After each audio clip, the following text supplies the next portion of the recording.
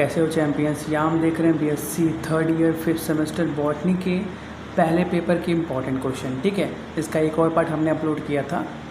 इस वीडियो के डिस्क्रिप्शन में जो प्लेलिस्ट का लिंक है वहाँ पे आप जाके उसको भी देख सकते हो। ठीक है, वहाँ पे आपको और भी इम्पॉर्टेंट क्वेश्चन और मॉडल पेपर भी मिलेंगे, आप उनको भी देख सकते हो। ठीक है, जो कि एग्ज़ाम के पॉइंट ऑफ व्यू से बहुत ज़्यादा इंपॉर्टेंट है। जैसा कि आप जानते ही हो, नवंबर दिसंबर या मैक्स टू मैक्स डिले बोलें तो जनवरी तक आपका एग्ज़ाम शुरू हो जाएंगे। ठीक है, तो आप क्या बोलते हैं, डेडलाइन मान के रखो कि नवंबर के आसपास तक अपने सिलेबस को कंप्लीट कर लेना। ठीक है, और प्रैक्टिस भी अपनी साथ साथ करते रहना। ठीक है, तो हम बात करने वाले हैं इस क्लास में बीएससी 5th सेमेस्टर बॉटनी के पहले पेपर के बारे में। तो पेपर का टाइटल क्या रहता है, plant physiology, metabolism and biochemistry. ठीक है, चलिए स्टार्ट करते हैं। पहला क्वेश्चन है हमारे पास एटीपी सिंथेसिस। देखो, हमने आपको पिछले क्लास में भी बताया था कि हम सभी क्वेश्चन को डिटेल में डिस्कस करेंगे। ठीक है, चाहे वो शॉर्ट में आए चाहे लॉन्ग में आए, हमको प्रॉब्लम नहीं होना चाहिए। शॉर्ट में आए तो भी हम लिख सकें उसको, लॉन्ग में आए तो भी हमारे पास कुछ पॉइंट होने चाहिए जिनको यूज करके हम लिख सकें। ठीक है, तो जैसे शॉर्ट में आता है तो आप एटीपी सिंथेसिस को यहाँ से यहाँ तक कर सकते हो, यहाँ तक कर सकते हो। अगर लॉन्ग में आता है तो और भी पॉइंट है, हम उनकी बातें कर सकते हैं। ठीक है, तो पहले स्टार्ट करते हैं। तो एटीपी सिंथेसिस, तो ATP synthesis is the process of creating adenosine triphosphate. ATP का फुल फॉर्म होता है एडियोनेसिन ट्राइफॉस्फेट। तो एटीपी सिंथेसिस का एक ऐसा तरीका है जिससे हम एटीपी बनाते हैं। ठीक है, the primary energy currency of cell. किसी भी सेल की बात करो, उसका जो प्राइमरी एनर्जी करेंसी होता है वो क्या होता है, एटीपी होता है। ठीक है, it occurs through two main mechanism. यह दो मेन मैकेनिज्म से होता है। पहला है हमारे पास ऑक्सीडेटिव फॉस्फोराइलेशन इन माइटोकॉन्ड्रिया, और दूसरा है हमारे पास क्लोरोप्लास्ट। एंड दूसरा तरीका क्या है हमारे पास, कीमोसिस ड्यूरिंग फोटोसिंथेसिस। ठीक है, तो ATP synthesis and enzyme complex play a certain central role in both the process by utilising a proton gradient to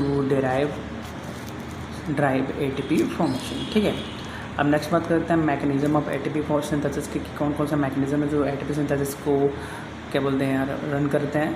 तो पहला है हमारे पास ऑक्सीडेटिव फॉस्फोराइलेशन। ठीक है, तो इसमें क्या होता है, ये occur in mitochondria and some bacteria. ठीक है, ये क्या कुछ माइक्रोकॉन्ड्रिया और बैक्टीरिया के अंदर होता है। इसमें क्या होता है, electrons are transfer through the electron transport chain ETC in the inner mitochondrial membrane. जो इलेक्ट्रॉन्स होते हैं क्या, वो ETC के थ्रू इनर माइक्रोकॉन्ड्रियल मेम्ब्रेन में ट्रांसफ़र हो जाते हैं। ठीक है, this transfer pump protons across the membrane creating a proton gradient, that is proton motive force. ATP synthesis use the energy from the proton gradient to synthesize ATP from ADP and inorganic phosphate. ठीक है, दूसरा हमारे पास है chemos क्या बोलते हैं, chemo osmosis. ठीक है, जिसको हम फोटोसिंथेसिस के नाम से भी जानते हैं। तो occur in chloroplast during photosynthesis. ये क्या होता है, फोटोसिंथेसिस के टाइम क्लोरोप्लास्ट के अंदर होता है। इसमें अ proton gradient is establish across the thylakoid membrane. एक थाइलाकोइड मेम्ब्रेन होता है, उसकी अक्रॉस के प्रोटॉन ग्रेडियंट एस्टैब्लिश हो जाते हैं। ठीक है, protons accumulate in the thylakoid lumen due to the splitting of water and electron transport through photosystem. ठीक है, this gradient derives ATP synthesis by ATP synthesis similar to oxidative phosphorylation. ठीक है, इसके कुछ की प्लेयर्स हैं, उनकी बात करते हैं। तो पहला है हमारे पास एटीपी सिंथेसिस। ठीक है, तो a large protein complex embedded in the membrane, that is inner mitochondrial और thylakoid, it acts as a molecular motor using the proton gradient to rotate and synthesize ATP। ठीक है, नेक्स्ट है हमारे पास proton gradient. तो a difference in proton concentration across a membrane creating potential energy that drives ATP synthesis। ठीक है, अगला है हमारे पास इलेक्ट्रॉन ट्रांसपोर्ट चेन मतलब ETC। तो a series of protein complexes in the inner mitochondrial membrane that facilitates electron transfer and proton pumping। ठीक है, next इसके सिग्निफिकेंस की बात करते हैं। तो ATP is essential for powering cellular processes including muscle concentration, neuron impulse transmission and biosynthesis। ठीक है, ATP synthesis is a fundamental process in both plants photosynthesis and animal, that is cellular respiration. ठीक है.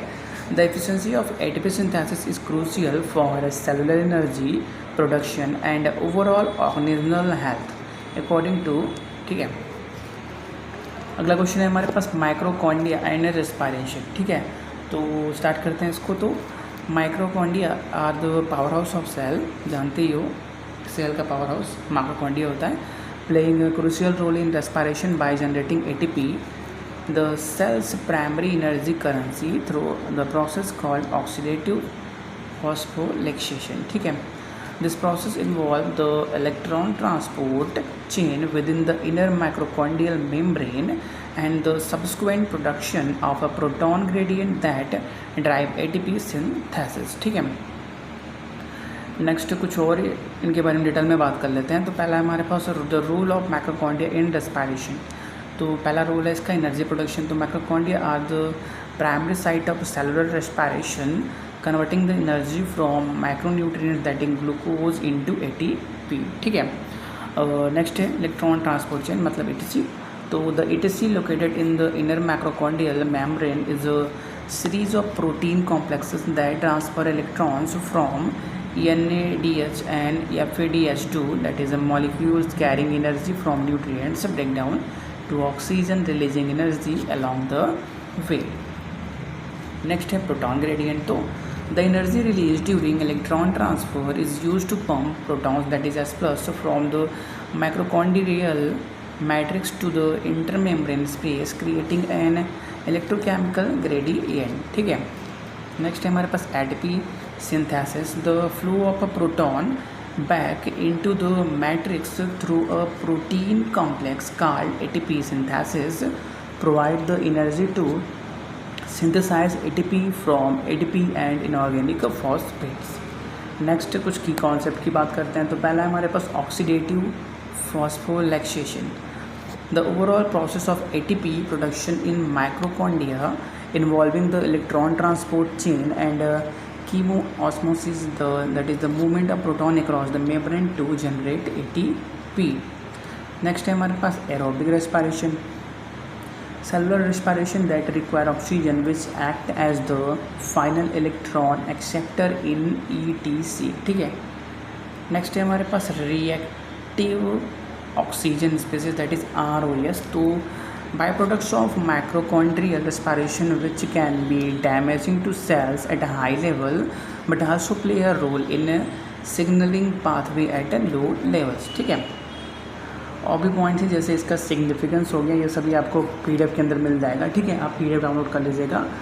Next question है हमारे पास role of bacteria in एंटो fixation. ये सभी क्वेश्चन भी आपको PDF के अंदर मिल जाएंगे. ठीक है. डिस्क्रिप्शन में लिंक है PDF का, आप उसको डाउनलोड कर लीजिएगा. जो भी कोई डाउट हो आप डिस्क्रिप्शन कमेंट बॉक्स में पूछ सकते हो. ठीक है. चलिए इस क्लास को यहीं पर रखते हैं, मिलते हैं किसी और क्लास में. तब तक के लिए thanks for watching. Have a nice day.